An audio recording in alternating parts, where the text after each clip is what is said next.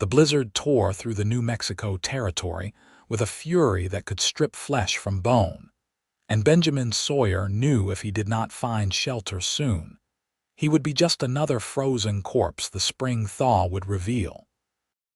His horse had gone lame 3 miles back, forcing him to put the animal down mercifully before trudging forward on foot through snow that reached his knees. The wind howled like tortured spirits, and visibility had shrunk to mere feet in front of his face. He had left Santa Fe 2 days ago with supplies for a ranch outside Albuquerque, but the storm had blown in faster than anyone predicted, turning what should have been a straightforward journey into a fight for survival.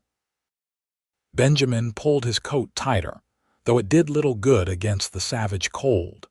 His fingers had gone numb an hour ago, and his feet felt like blocks of ice in his boots. Each step required conscious effort, and he knew the dangerous lethargy of freezing was beginning to creep into his thoughts. He should stop, he should rest, just for a moment. No, that was death talking. He had seen men freeze before, had heard their last words turn to drowsy mumbles as the cold stole them away. He would not be one of them. Through the white curtain of snow, he spotted something dark against the landscape. A rock formation maybe, offering some protection from the wind. Benjamin changed direction, stumbling toward it with renewed determination. As he drew closer, he realized it was indeed an outcropping, creating a small hollow that might serve as temporary shelter. He practically fell into the depression, gasping with relief as the wind's fury diminished to a dull roar above him. That was when he saw her. A woman lay curled against the rock, half buried in snow that had drifted into the hollow. Her dark hair spread across the white powder like spilled ink, and her buckskin clothing marked her as Apache. Benjamin's first thought was that he had found a corpse, another victim of the merciless storm.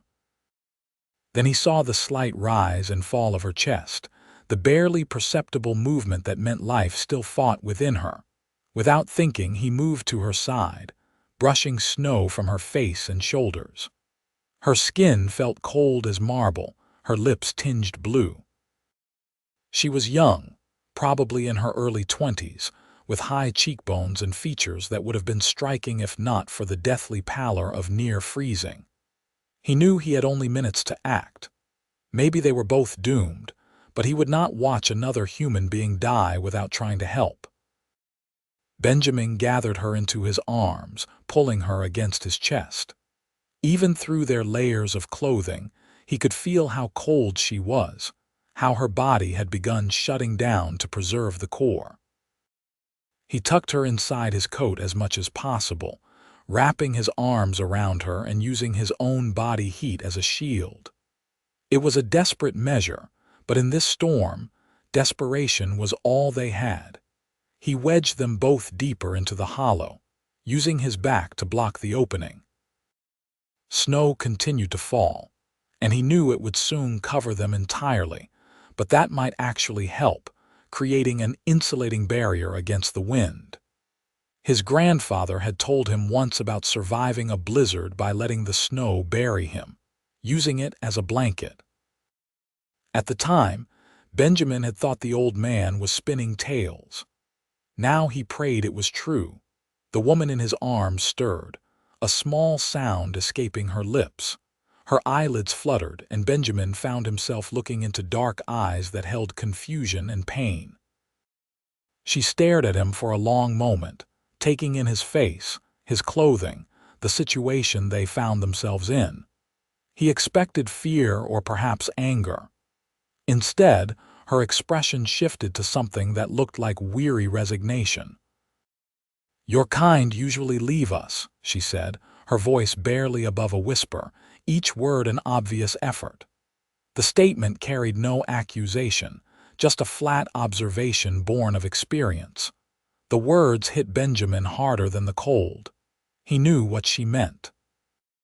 Knew the history of violence and betrayal between white settlers and the Apache people. knew that her expectation was that he would take one look at her and leave her to die, if not kill her outright. The fact that she could believe this even as she lay dying spoke to horrors he could only imagine. "Not today," Benjamin said firmly.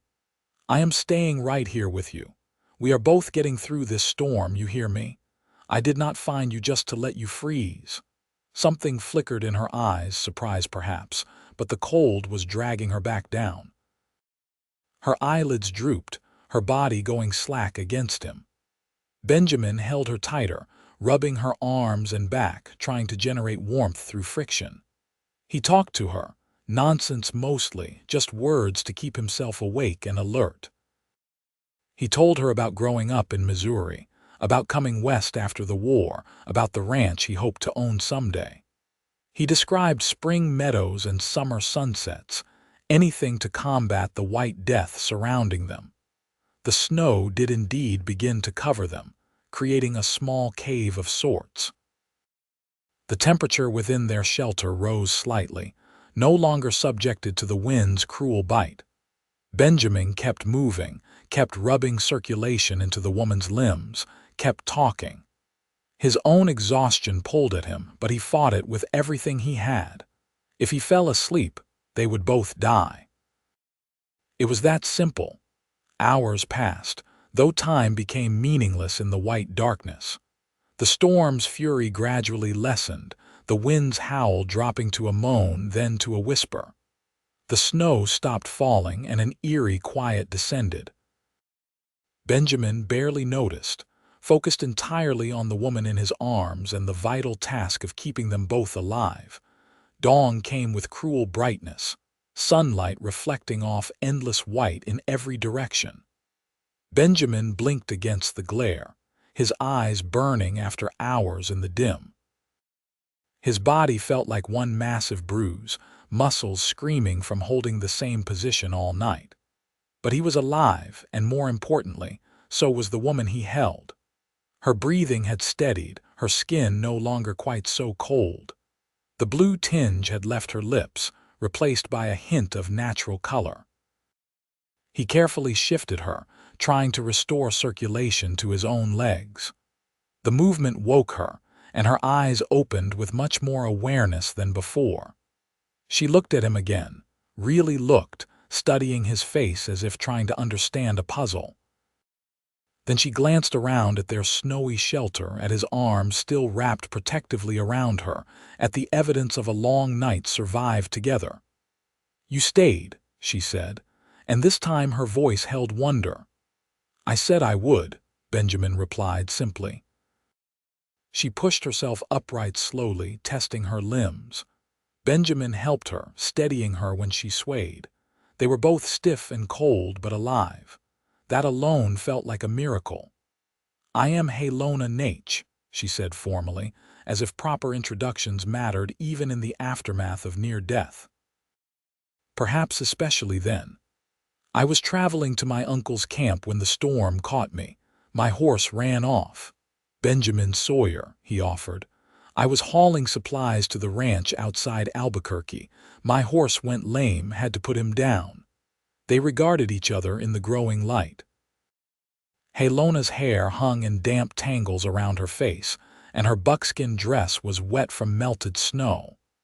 Benjamin knew he looked no better, his clothes soaked through, his beard crusted with ice. But they were alive, and that created a strange intimacy between them, this shared survival against odds that should have killed them both. "We need to move," Halona said, practical despite their circumstances. "Find real shelter and get dry. Staying in wet clothes will kill us as surely as the storm would have." She was right. Benjamin nodded, and together they broke free from their snow cave, climbing out into a transformed landscape. The world had become nothing but white rolling hills, all familiar landmarks buried or disguised.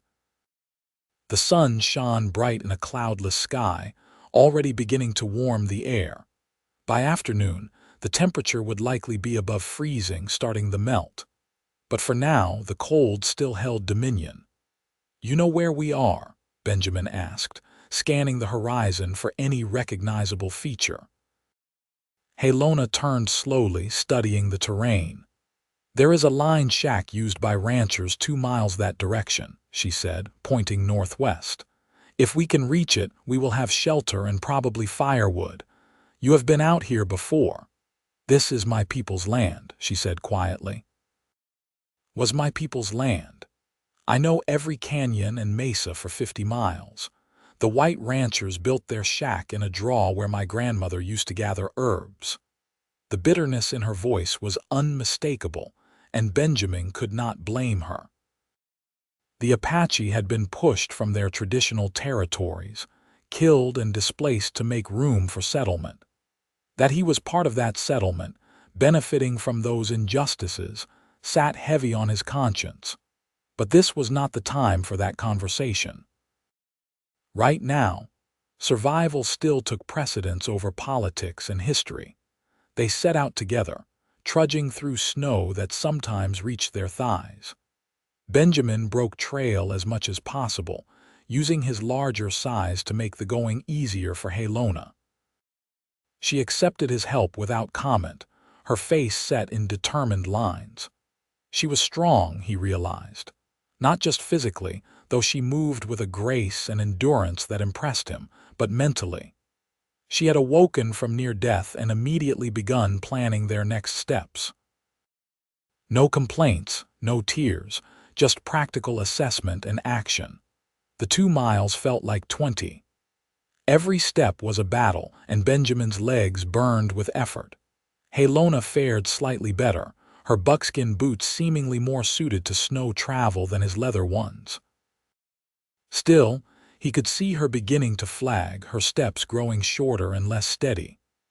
He moved closer, offering his arm for support. She hesitated, pride warring with practicality, then accepted with a slight nod. The sun climbed higher, and Benjamin started to worry they had gone off course.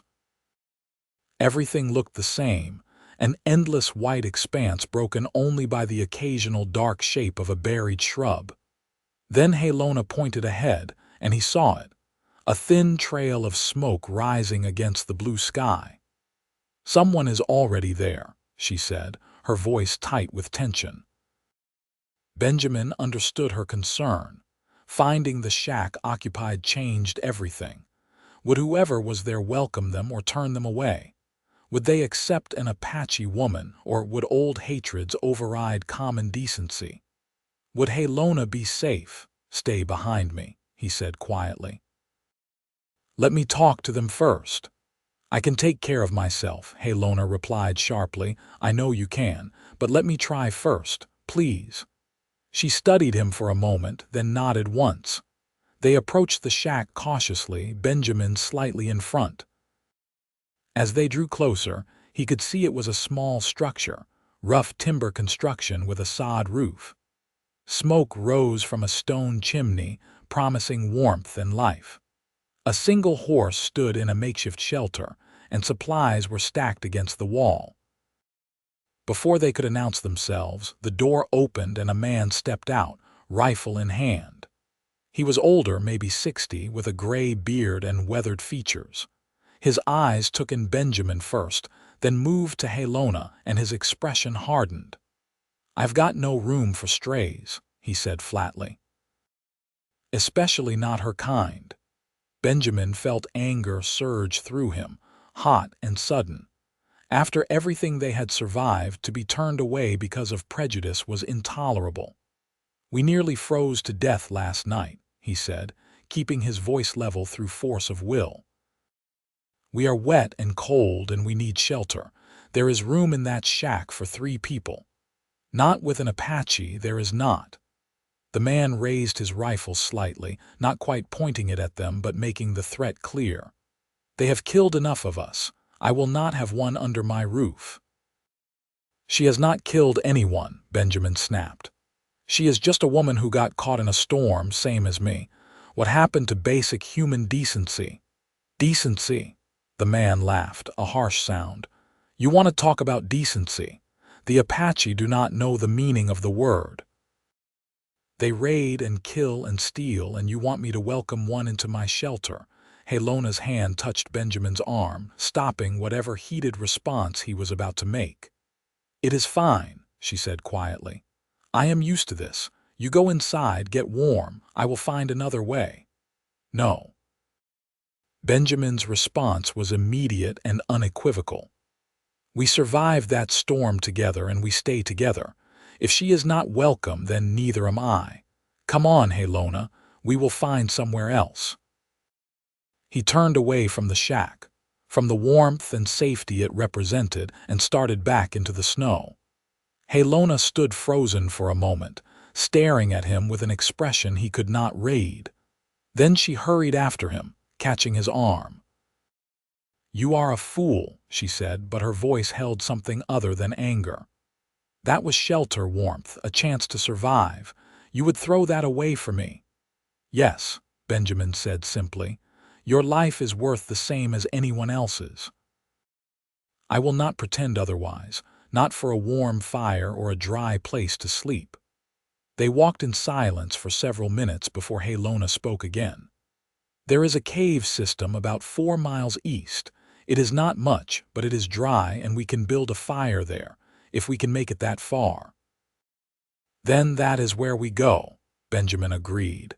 The journey to the caves tested them both to their limits. The sun's warmth had turned the snow wet and heavy, making each step even more exhausting. Benjamin's vision began to swim, exhaustion and cold warring for dominance. Beside him, Halona moved with grim determination, but he could see her strength fading. They were running on Will alone now, and Will could only carry them so far. When they finally reached the caves, Benjamin nearly wept with relief. The entrance was partially hidden by an overhang, protected from the worst of the snow accumulation. Halona led them inside, moving with the confidence of familiarity. The cave opened into a larger chamber, high enough to stand in and deep enough to escape the wind entirely. The floor was rocky but dry, and there was evidence of past fires in a ring of stones near the center. "We need wood," Halona said, already moving back toward the entrance. "There is scrub brush nearby that should be dry enough under the snow." Together they gathered what fuel they could find, digging through snow to reach the dead branches beneath. It was not much, but it would have to do. Back in the cave, Halona produced a fire kit from a small pouch at her belt, preserved through their ordeal by clever waterproofing. Benjamin watched as she expertly coaxed sparks into tinder, building them to flame with practiced ease. Within minutes, a small fire burned cheerfully in the stone ring, its warmth and light transforming the cave into a sanctuary. "We need to get out of these wet clothes," Halona said matter-of-factly. "We can dry them by the fire, but if we stay in them, we will get sick." Benjamin nodded, understanding the practical necessity even as propriety reared its head. Halona seemed to have no such concerns, already unlacing her dress with steady fingers. She stripped down to a light undergarment, then wrapped herself in a blanket she had been carrying in a pack he had not noticed. She hung her buckskin dress and leggings on rocks near the fire, positioning them to dry without burning. Following her example, Benjamin removed his own clothing, his frozen fingers fumbling with buttons and laces. He had a spare shirt in his pack, relatively dry, which he pulled on before wrapping himself in his bedroll. They sat on opposite sides of the fire, separated by propriety and uncertainty, both too exhausted to do more than exist. "Thank you," Halona said into the silence, "for refusing the shack. For staying with me." Benjamin looked at her across the flames.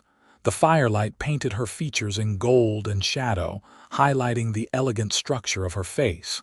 Even exhausted and disheveled, she was beautiful. But more than that, she was strong and capable and worthy of respect.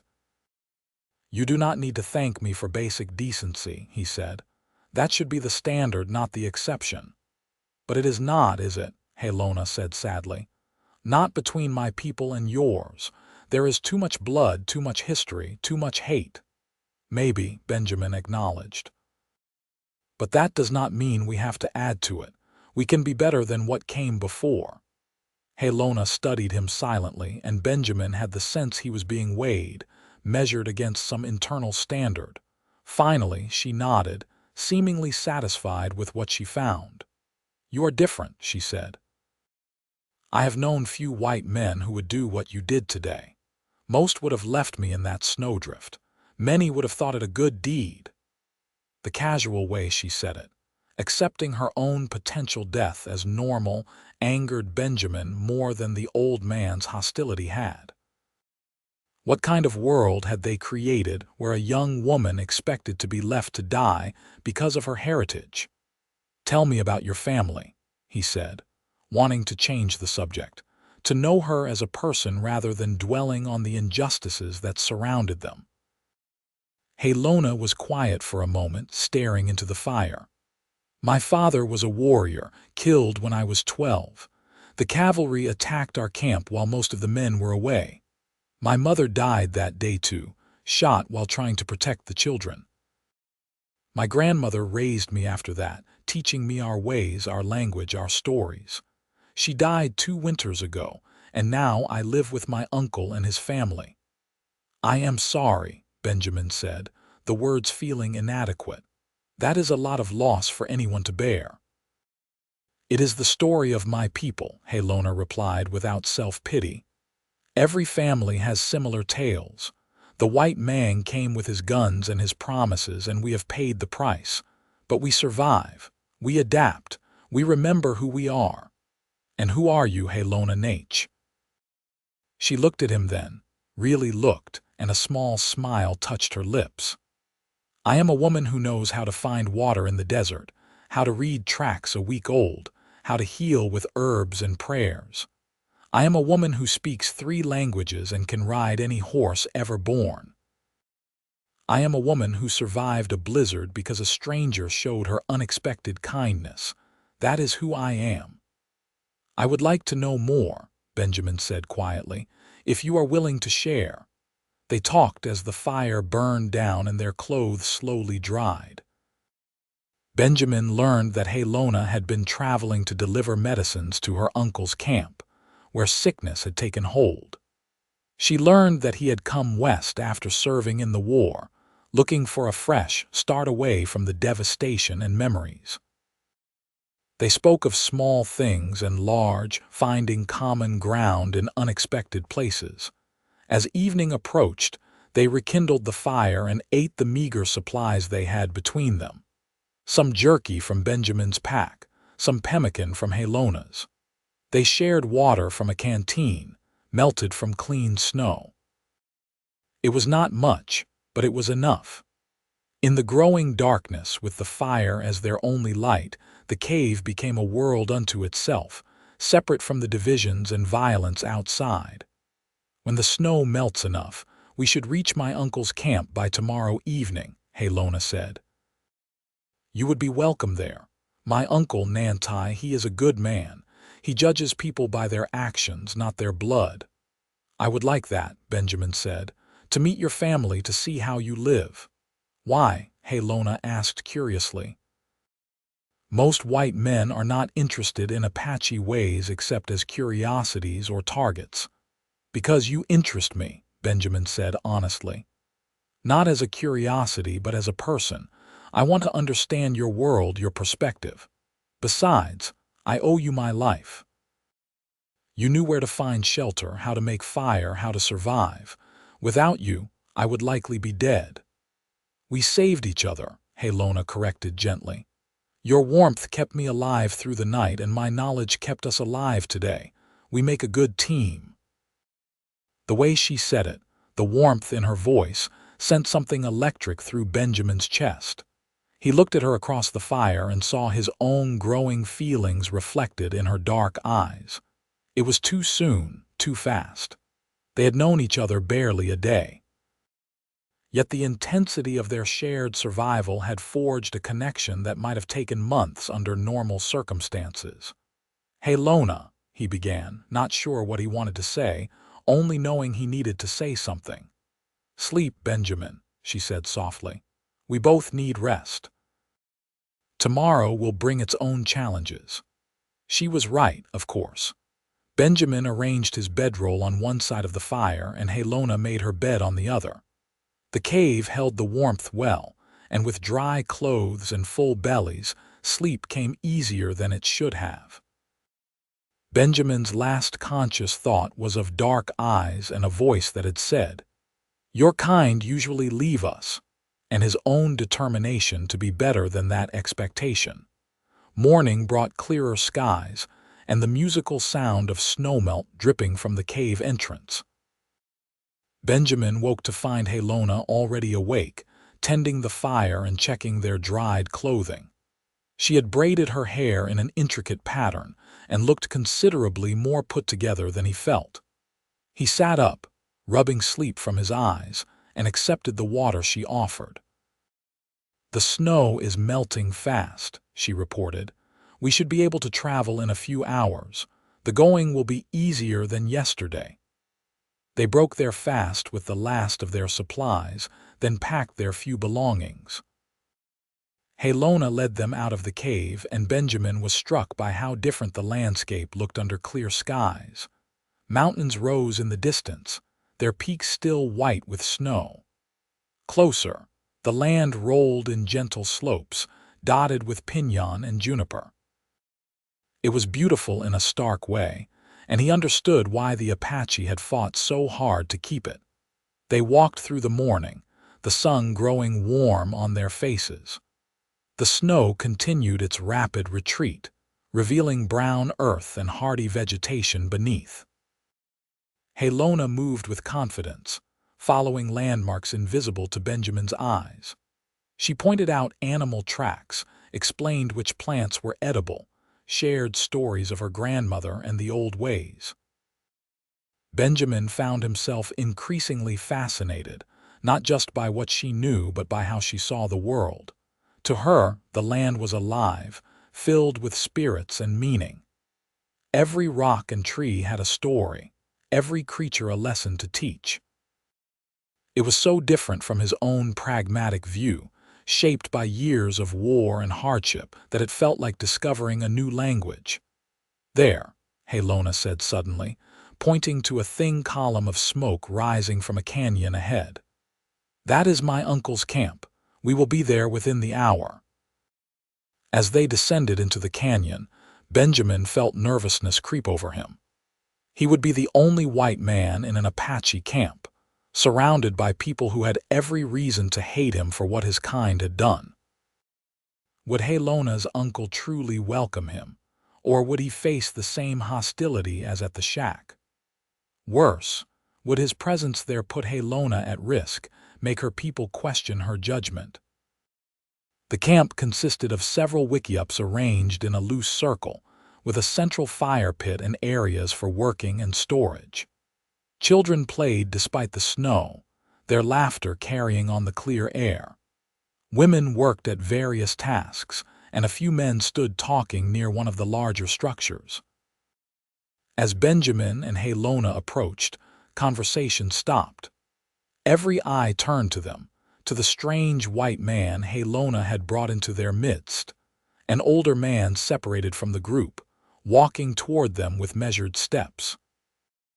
He was perhaps 50, with graying hair and a face that showed both strength and wisdom. He looked Benjamin over carefully, then turned to Halona and spoke rapidly in Apache. She responded in the same language, her tone respectful but firm. Benjamin stood awkwardly, understanding nothing of the exchange but sensing its importance. Finally, the older man turned back to him. "I am Nantai," he said in accented but clear English. "Halona tells me you saved her life in the storm, that you refused shelter when she was not welcome, that you have treated her with honor and respect. These are not small things." "She saved my life as well," Benjamin replied. "I would have frozen or gotten lost without her knowledge. We survived together." Nantai studied him for another long moment, then nodded slowly. "You are welcome in our camp, Benjamin Sawyer. Any man who values my niece's life as equal to his own deserves our hospitality. Come, you must be hungry and tired." The tension in Benjamin's shoulders eased slightly. He followed Nantai toward the central fire, aware of the curious and sometimes hostile stares from others in the camp. Halona walked beside him, her presence a comfort and a statement.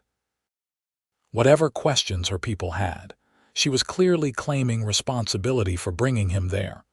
They sat at the fire, and food was brought.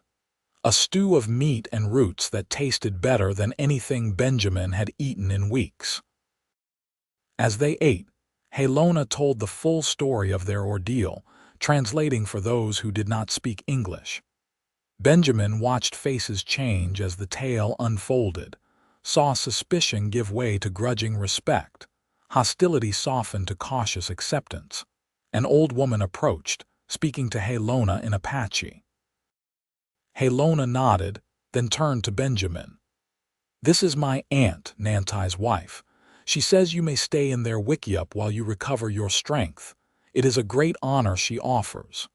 "Please tell her I am deeply grateful," Benjamin said, bowing his head respectfully. The next few days passed in a blur of new experiences. Benjamin learned the rhythms of camp life, watched how the Apache lived and worked and related to one another.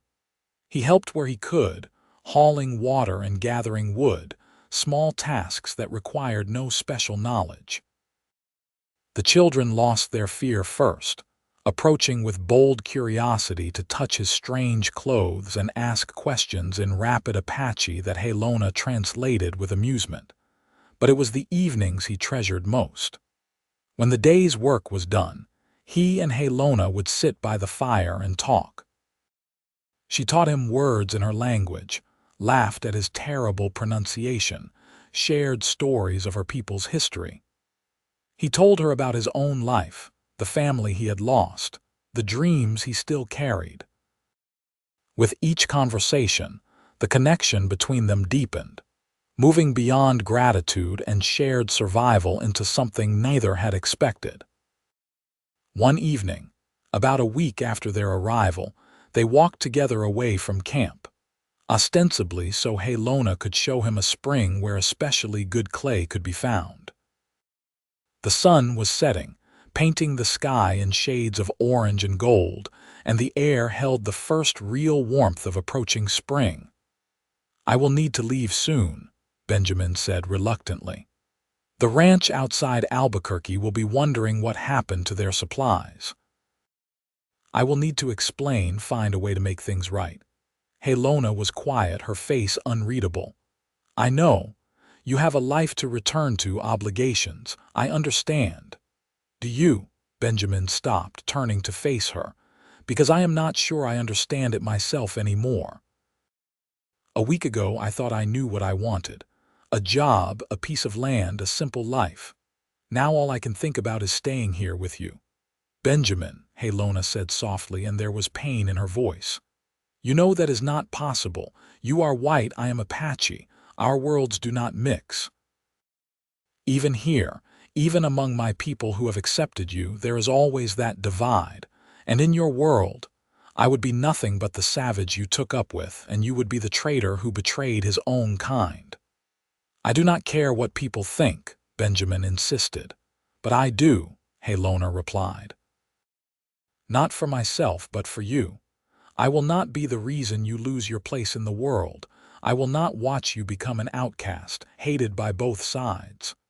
"You are worth it," Benjamin said fiercely. He reached out, taking her hands in his. "Halona, these past days with you have meant more to me than the previous 10 years of my life. You are brilliant and strong and beautiful, and I am in love with you. I did not plan it, did not expect it, but there it is. I love you." Halona stared at him, tears glistening in her eyes. "You should not say such things. You should not make me hope for something that cannot be." "Why can it not be?" Benjamin challenged. "People from different worlds fall in love all the time. It is not easy, I know that. But is that reason enough to turn away from it? To pretend we do not feel what we feel? I am afraid, Halona whispered. Afraid of hoping, afraid of losing, afraid of what this could mean. I have lost so many people, Benjamin. Everyone I love gets taken from me eventually. I do not know if I am strong enough to love and lose again. Benjamin pulled her closer, wrapping his arms around her. She resisted for a moment, then melted into his embrace, her head against his chest. I cannot promise nothing bad will ever happen, he said into her hair. I cannot promise there will not be hardship or obstacles. But I can promise that I will not leave you. I will not be like those others. I am staying, Halona. If you want me to stay, I am staying.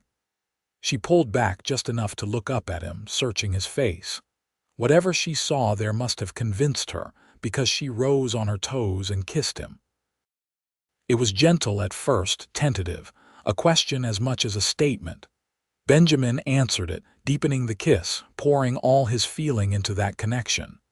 When they finally broke apart, both were breathless. I love you too, Halona said, the words sounding both defiant and joyful. I tried not to. I told myself it was gratitude that it would pass. But it has only grown stronger. I love you, Benjamin Sawyer, even though it terrifies me. They held each other as the sun finished setting, as stars began to appear in the darkening sky. The spring burbled nearby, and somewhere a night bird called. In that moment, Benjamin felt more at peace than he had in years. This was right. Whatever challenges lay ahead, they would face them together. When they returned to camp, walking hand in hand, Nantai took one look at them and smiled knowingly. That evening he called Benjamin aside for a private conversation. They sat apart from the others, and Nantai packed a pipe with deliberate care before speaking. You care for my niece, he said. It was not a question.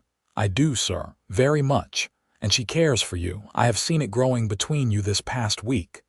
Nantai drew on his pipe, exhaling smoke slowly. This is a complicated thing, Benjamin Sawyer. The path you choose is not an easy one. I know that, sir. Do you? Nantai's gaze was sharp. My people have been pushed from our lands, killed and starved and penned like animals. The government makes promises, then breaks them. The settlers come and take, always take.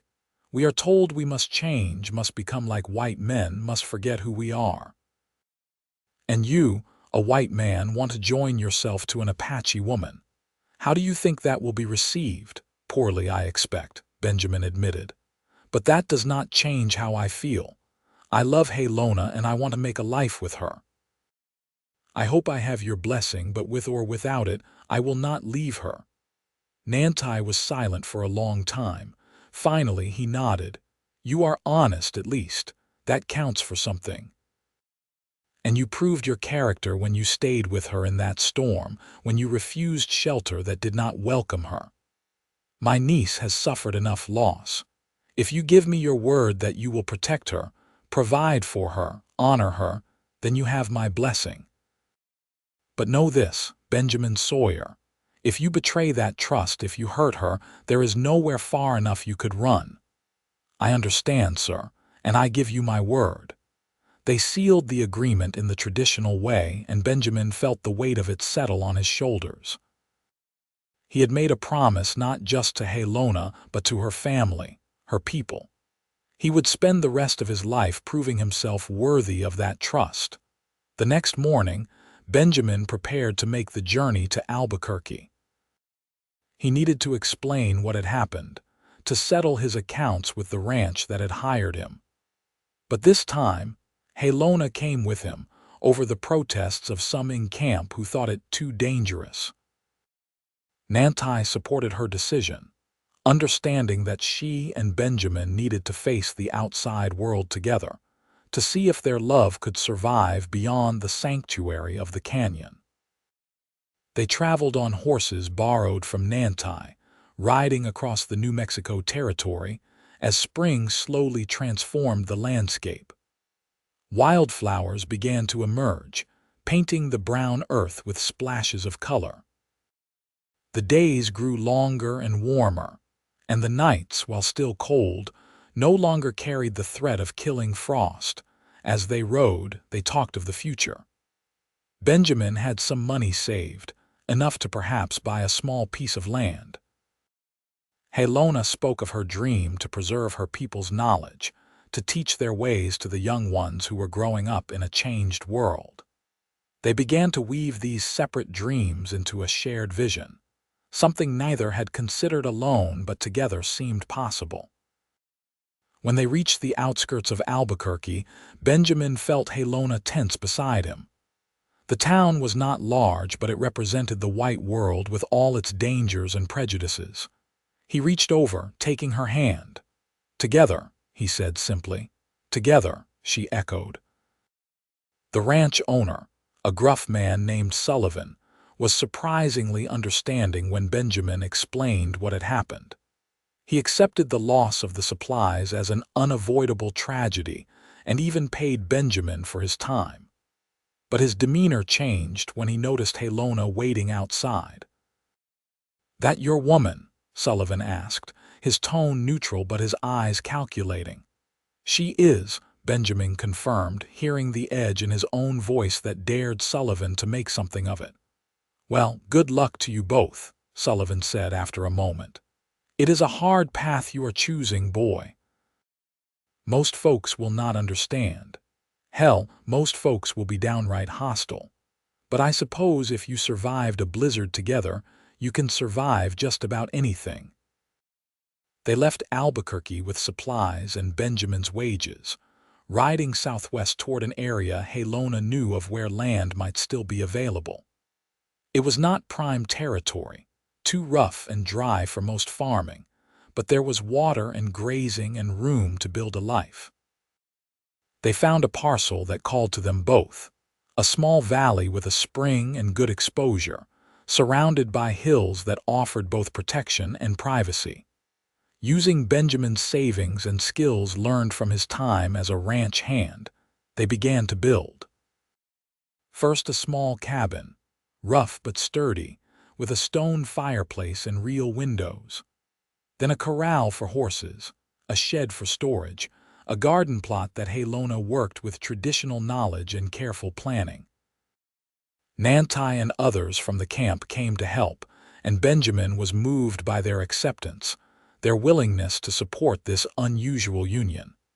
The seasons turned, summer blazing hot, then autumn bringing cooler temperatures and golden light. Benjamin found work with nearby ranchers, honest labor that paid enough to buy what they needed. Halona sold herbs and remedies in town, her knowledge of healing plants proving valuable despite some people's prejudice. They faced hostility, certainly. There were those who refused to deal with an Apache or who scorned Benjamin for his choice.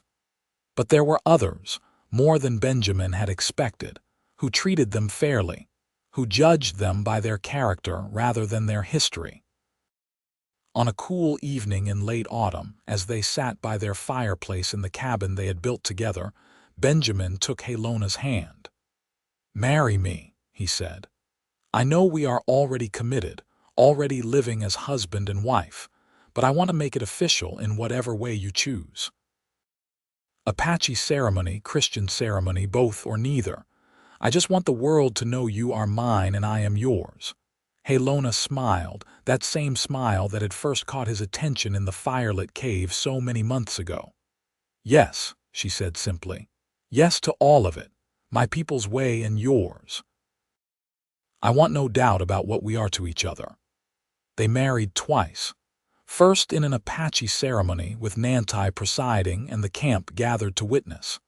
Halona wore traditional dress and Benjamin wore clothing Nantai's wife had made for him, decorated with symbols of protection and prosperity.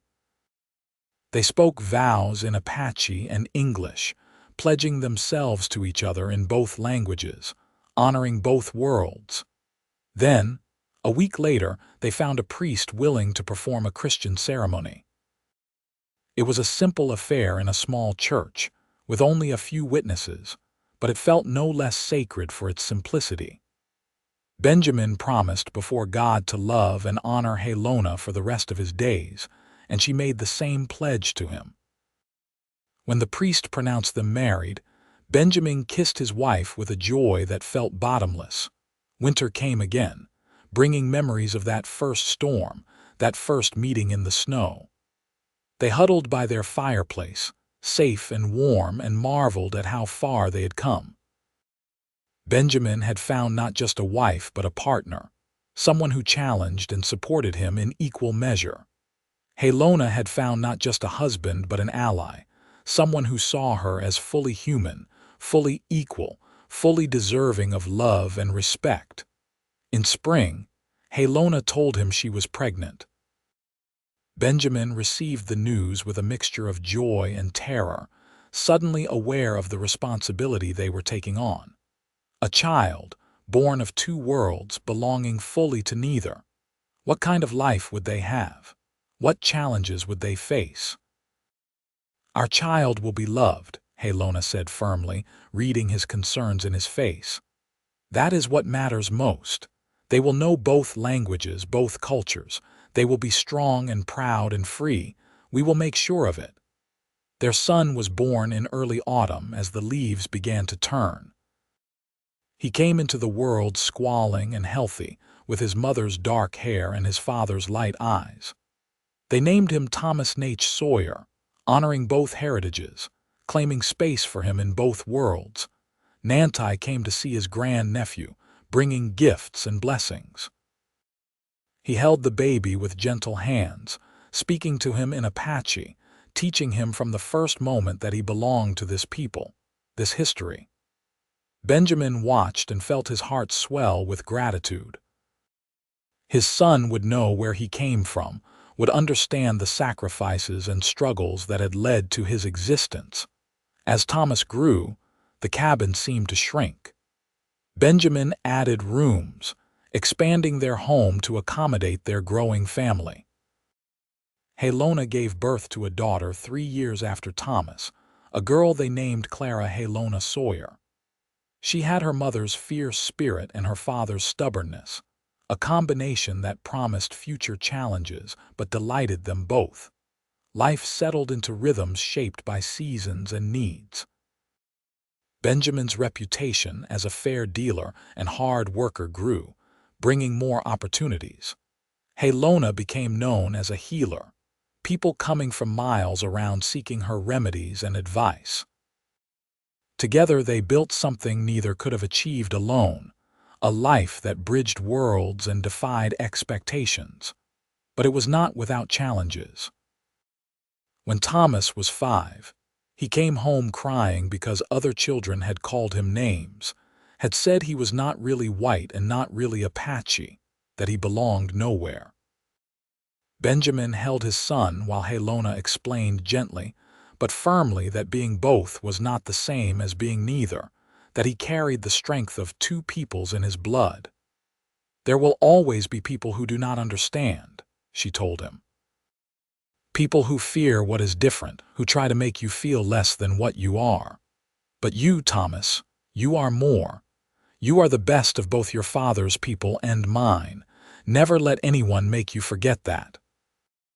Clara faced similar struggles, perhaps even more so as a girl who fit nowhere in the neat categories society wanted to impose. But she was fierce, his daughter, quick to defend herself and her family with words sharp as knives. She learned both Apache and English, grew skilled in traditional healing arts and also in reading and mathematics. She would not be limited, she informed them when she was barely 7, by anyone's small thinking. Benjamin and Halona watched their children grow with pride and occasional terror. They did their best to prepare them for a world that would not always be kind, while also nurturing the love and security that every child deserved. It was exhausting and exhilarating, this raising of children between worlds. When Thomas was 8 and Clara 5, conflict erupted in the territory. Apache warriors, pushed past endurance by broken promises and starvation, went on a raid. The army responded with brutal force, attacking camps indiscriminately. Nantai's camp was hit in the pre-dawn hours, and half the people were killed or captured before they could flee. Halona received the news like a physical blow. Her uncle had survived, but barely, and many people she had known all her life were dead or scattered. She wanted to go to them, to help the survivors, but Benjamin feared for her safety. The army was not being careful about who they labeled as hostile. Any Apache might be shot on sight. In the end, they went together, leaving the children with a trusted neighbor. They found the camp destroyed, wickiups burned, belongings scattered. The survivors had regrouped in a hidden canyon, a handful of people traumatized and grieving. Nantai looked decades older, his face carved with new lines of sorrow. Benjamin and Halona did what they could. They brought food and blankets, helped tend the wounded, offered their home as sanctuary for those who had nowhere else to go. It was not enough, could never be enough, but it was something. In the face of such devastation, even small gestures of kindness mattered. Several Apache families came to stay on Benjamin and Halona's land, building temporary shelters while they decided what to do next. Some eventually moved on, heading for reservations or other camps. But a few stayed, finding in this unusual place a measure of safety and acceptance. Their small valley became a quiet refuge, a place where Apache and whites could coexist if not always peacefully, at least with mutual respect. The years continued their march. Thomas grew into a young man, tall and strong, with a gift for working with horses that brought him opportunities across the territory. Clara became a teacher, determined to educate both white and Apache children, insisting that knowledge should be available to all. Benjamin and Halona watched their children make their own ways in the world, proud and a little awed by the people they had become. On their 20th anniversary, Benjamin and Halona sat on the porch of their expanded home, watching the sun set over familiar hills. Gray touched Benjamin's hair now, and Halona's face showed the lines of years spent squinting into sun and wind. But the love between them had only deepened, tempered by time and trials into something unbreakable. "You ever regret it?" Benjamin asked. Choosing this life, this difficult middle ground between worlds, Halona looked at him, her dark eyes still as compelling as the first time he had seen them. "Never," she said firmly. "Not for a single moment. You gave me something I thought I had lost forever. Hope. You showed me that not all white men are the same, that bridges can be built between peoples. Our children exist because you stayed with me in that snowdrift, because you refused to be what I expected. How could I regret that?" "I love you," Benjamin said, the words still feeling necessary even after 2 decades of marriage. "I will always love you." "And I love you," Halona replied, taking his hand. "Thank you for being the man who stayed." They sat together as the stars emerged, as they had countless nights before and would countless nights after. Their journey had not been easy. They had faced prejudice and violence, loss and hardship. But they had also found joy and purpose, and a love that transcended the boundaries others had tried to impose. Thomas married a young woman from town, a kind girl who accepted his mixed heritage without reservation. They gave Benjamin and Halona 3 grandchildren, beautiful babies who carried forward the blended legacy. Clara married an Apache man from another band, a partnership that delighted Halona and reassured her that the old ways would not be entirely lost. More years passed, bringing silver to both their heads and aches to their bones. Benjamin's hands grew gnarled from decades of hard work, but they were still strong enough to hold Halona's. Her eyes began to fail, but she could still find every plant she needed by touch and smell alone. They settled into the comfortable patterns of old age, surrounded by children and grandchildren, secure in what they had built together. Nantai passed at the age of 78, mourned by Apache and white friends alike. At his funeral, conducted in the traditional way, he was honored as a man who had navigated impossible times with wisdom and grace. Benjamin stood with the other mourners, this white man who had become part of the family, and felt the weight of what they had all survived.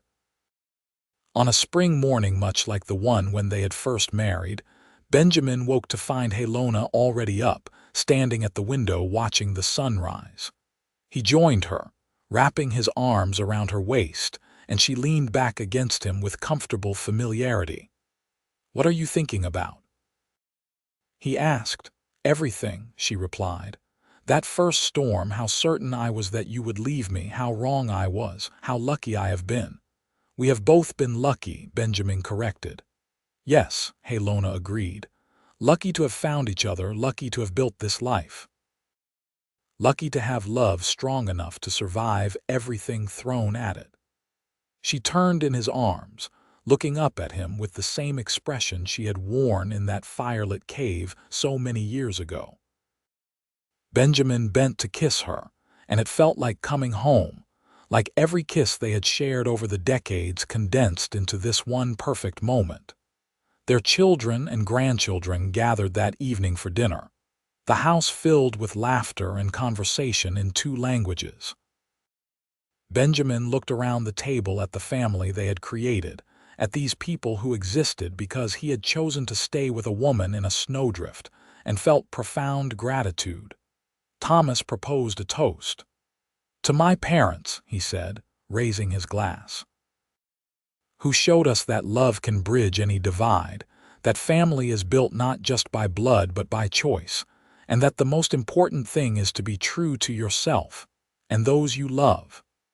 To Benjamin and Halona, the others chorused, and glasses clinked in celebration. Later, after everyone had gone home, Benjamin and Halona sat by the fire much as they had done thousands of times before. Halona's head rested on Benjamin's shoulder, and his arm held her close. The flames danced, casting familiar shadows on familiar walls. "Do you remember," Benjamin said softly, "that moment in the storm when you said your kind usually leave us?" "I remember everything about that day," Halona replied. "I am glad I stayed," Benjamin said. "So am I," Halona whispered. "So am I."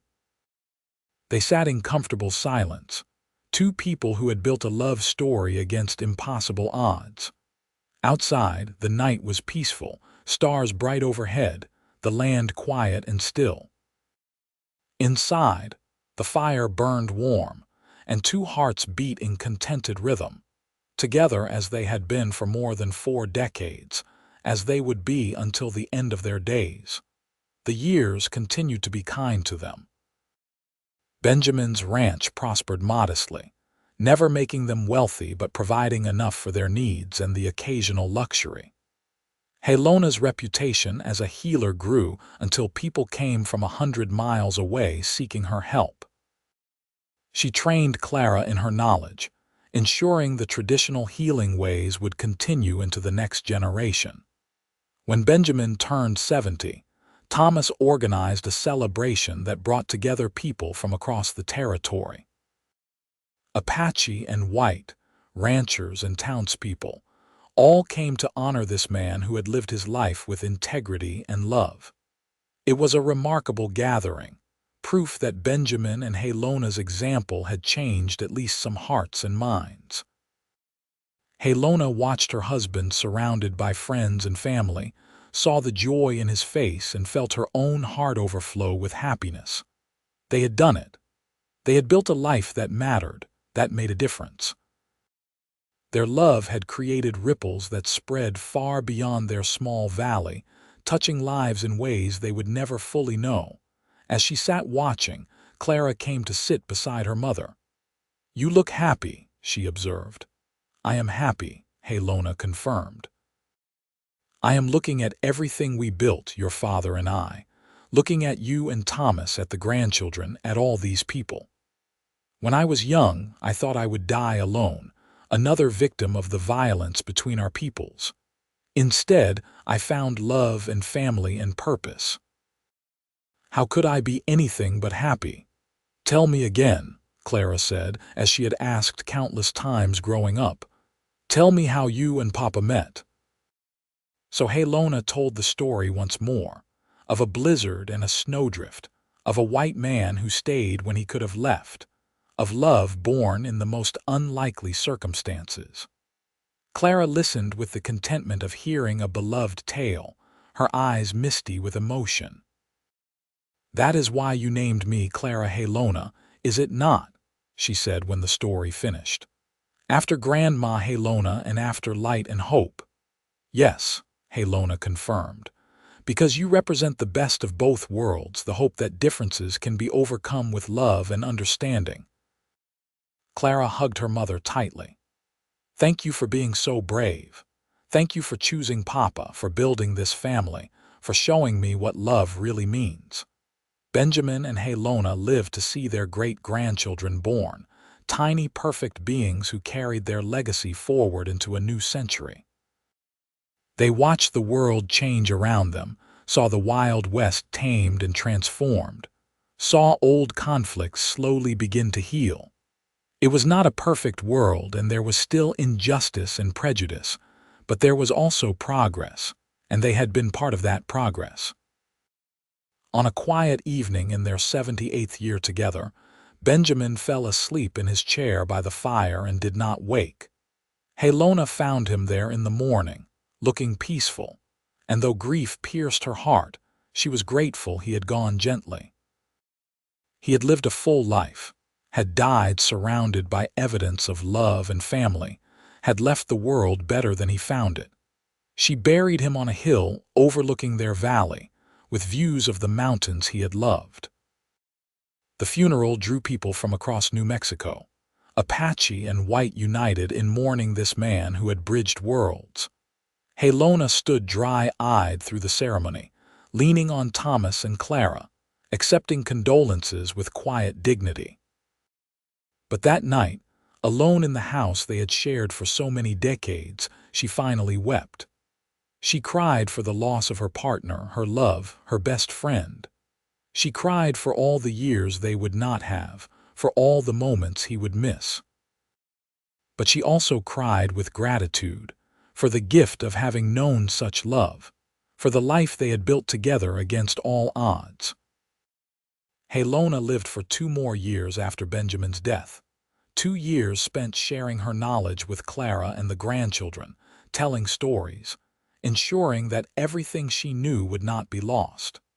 She worked in her garden, helped with the great-grandchildren, sat on the porch and remembered. One spring morning, as wildflowers bloomed across the valley in riotous color, Halona simply did not wake. She died peacefully in her sleep, a small smile on her face, and those who found her swore she looked young again, as if death had lifted away the weight of years.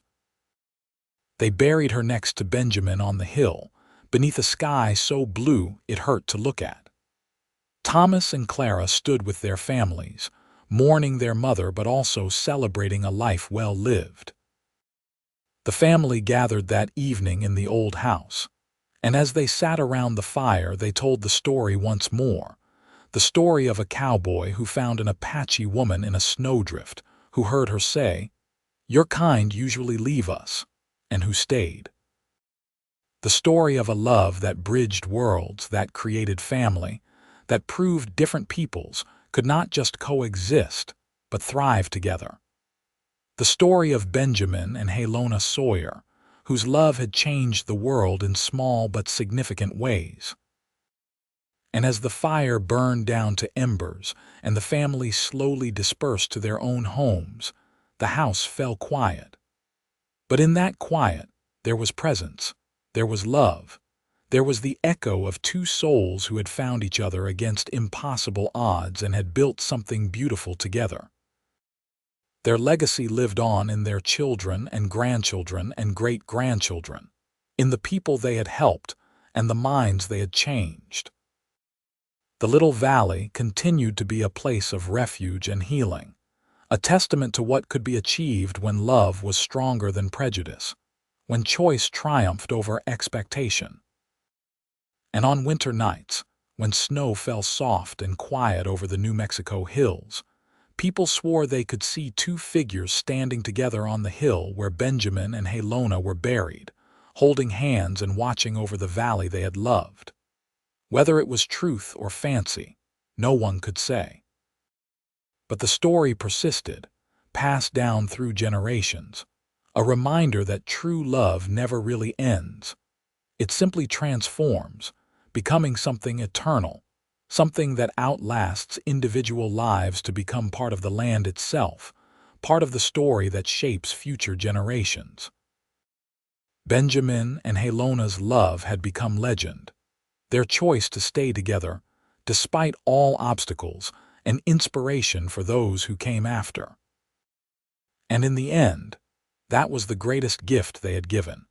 Not just their own happiness, though that was precious enough, but the example that love could overcome anything, that bridges could be built between even the most divided peoples, that choosing to stay when others would leave made all the difference in the world. Their story proved that sometimes the most important decision was simply to remain, to commit, to choose love over fear.